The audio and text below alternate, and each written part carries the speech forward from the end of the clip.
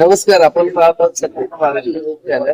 पुण्यामध्ये एका आर्थिक फसवणुकीचा गुन्हा घडलेला आहे आणि त्या संदर्भामध्ये आपल्याला आता वकील साहेब आणि त्यांचे अर्जदार हे आपल्याला माहिती दिली. गुन्हा घडण्याच्या प्रकारात आहे की दुर्गेश सिंग यांनी या पवारला असे सांगितलंय की मेडिकल मधून खूप मोठ्या प्रमाणावर तुम्हाला मी फायदा करून देतो आणि यांच्याकडून जवळपास 15 ते 25 लाख रुपयाची यांची आर्थिक फसवणूक केलेली आहे. त्या संदर्भात आपल्या सोबत ऍडव्होकेट साजिदचे भाई आपण काय माहिती देता?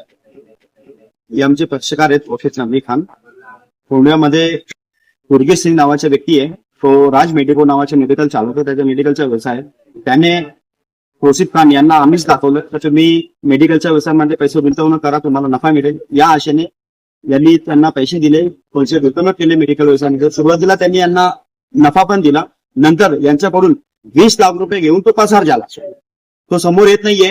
तसेच यांना माहिती मिळाली पक्षकारांना की त्यांनी पुण्यामध्ये भरपूर लोकांना असाच आर्थिक कंटा घालून तो फरार झालेला आहे. आता त्याचे जे काही गुंड लोक साथीदार आहेत, त्याचे गुडगे लोक यांना रात्रीच्या वेळेस दिवसात धमक्या देऊन यांना त्रास देत आहेत. सांगतायत तर तुम्ही दुर्गेश यांच्याकडून पैशांची मागणी करू नका, नाही तर तुम्हाला हत्याराने कापून टाकणार.